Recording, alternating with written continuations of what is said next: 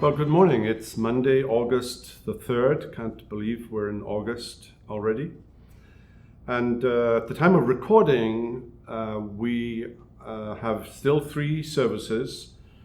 They are the 11 o'clock service is almost full, given the limitations that we have. And we will have plans soon about maybe adding another service if the demand increases. So far, our attendance is about 20% of what we would normally get on the Lord's Day. So we still have a long way to go, and we value your prayers. We have plans for Sunday school to begin, at least some of the classes to begin. The problematic ones will be the small children, but we are working and thinking through what can be done, and maybe some of it will be off campus.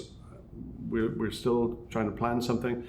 Our heart's especially heavy for parents of little children right now. This has been a very difficult season, and we are thinking about you and praying for you, and we would love for you to reach out to us and maybe suggest some things that we can do.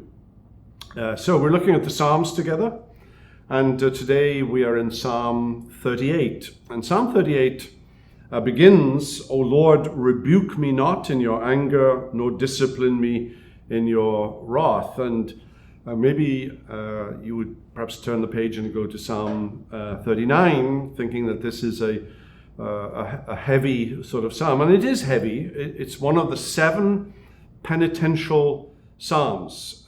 7 Psalms have been identified as having as its theme the notion of penitence, confessing sin, experiencing guilt for breaking God's law, and experiencing the joy of forgiveness.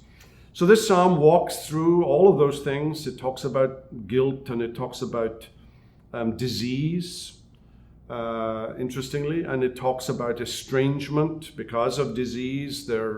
He's at home, he's not with his friends, and it's an experience of loneliness and frustration. You can almost sense a sort of victim mentality as you read this psalm, and there's a lot of wrestling within himself and with his circumstances. But then in verse 15 it changes, and the sun comes out, and it says, "But for you, O Lord, do I wait." That theme that you find so often in the Psalms of waiting patiently on the Lord. Instead of looking at himself, instead of looking at the circumstances, he's looking to the Lord. "It is you, O Lord my God, who will answer." Notice the source of his comfort, that God, the Lord, it's the name Yahweh, is my God, my Lord, in covenant, saving, redemptive relationship. And you see in the closing verses, "For I said, only let them not rejoice over me who boast against me when my foot slips. For I am ready to fall, and my pain is ever before me. Do not forsake me, O Lord my God. Be not far from me. Make haste to help me, O Lord my salvation." So one commentator calls Psalm 38 the Outcast. And well, maybe that's how you feel in this season. You're at home because of this pandemic. Everything has been turned upside down. You miss your friends. You miss your church friends.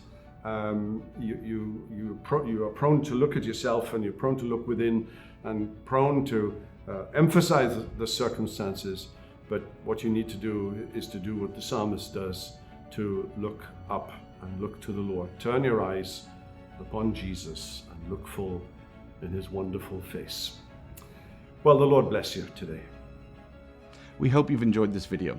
If you have, and you want to make sure you get all of our content, not just videos, but podcasts and ministry updates, make sure you download our app. If you think you might have missed a video, click on our YouTube channel. A link should be down below. There you can see all of our videos, and if you want to make sure you don't miss anything in the future, hit subscribe. If you want to be one of the first ones to know when we release a video, hit that little bell icon. And if this video has blessed you, and you can think of someone else that it might help, use that share icon and send it to them. All, of course, for the edification of God's people and the glory of His name. Until next time, God bless.